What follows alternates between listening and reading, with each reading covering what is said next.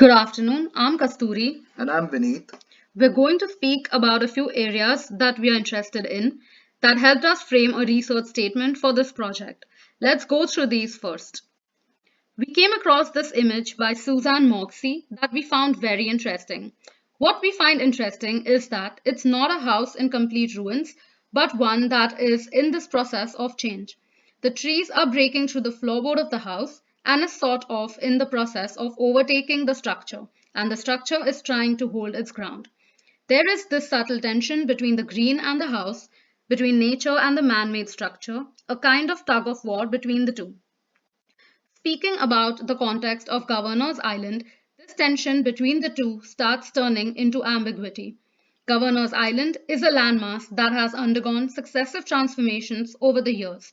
The island itself is part natural and part man made. One cannot easily point out what is natural and what is synthetic. Constructed nature is another term that we are interested in. We believe constructed nature stands for when man made technologies and nature come together and not stand apart to create better environments and ecologies.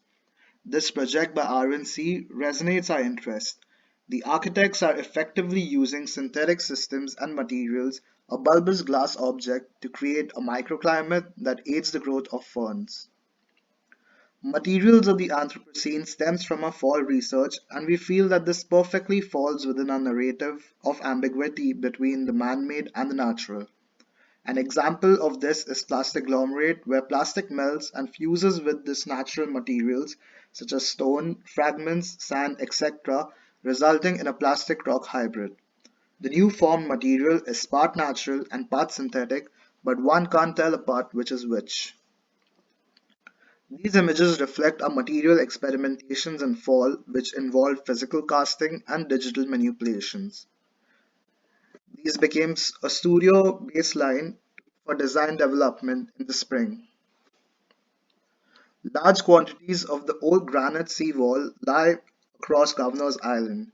We feel using this, along with plastic trash, as a building material can allow us with an opportunity to help reignite the growth of organic matter that once inhabited it. In essence, we take raw materials from the island, process it, and use it as a building material for our proposal. Keeping in mind our areas of interest, this is what our research statement says. Our project stems from the idea that architecture is essentially an extension of nature into the man made. Incubation and regeneration of nature, controlled by man made conditions and microclimates, is the crux of the project, while also setting up a stage to exhibit the conflict between the two. This project strives to exaggerate and showcase this tension and ambiguity between the natural and man made. Performative systems come into play to exaggerate and build further on this concept while also generating a living green system in otherwise vapid conditions.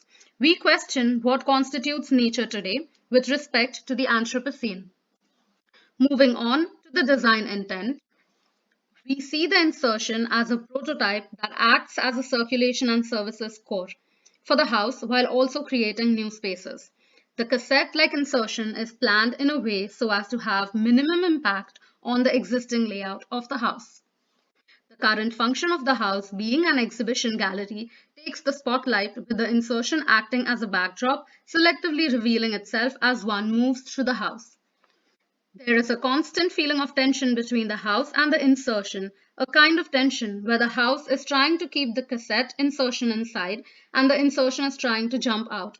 The user plays an active role in the design as they experience unique material and formal qualities on every turn as they explore the house. There are certain instances where the insertion grows on the house while other times where the house wins against it.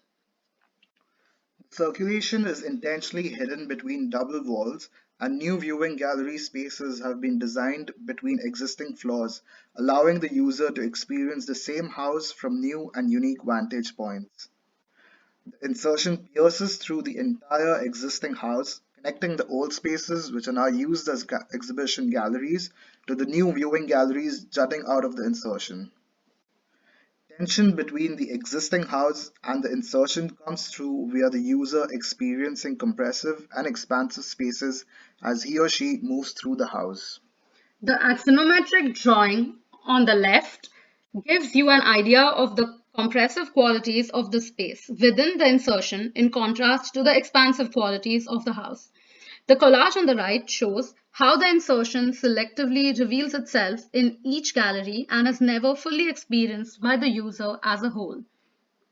Performative systems come into play to further exaggerate the tension and ambiguity between the natural and man-made. A mix of grey water recycling systems and radiant heating cooling systems aid in the generation of microclimates that further help in the rejuvenation of organic matter, lichens in this case on the surfaces of the insertion. Grey water from washrooms and sinks are circulated in pipes within the walls of the insertion, creating different temperature zones. This allows the user to feel the space change rather than the usual visual and tactile connection.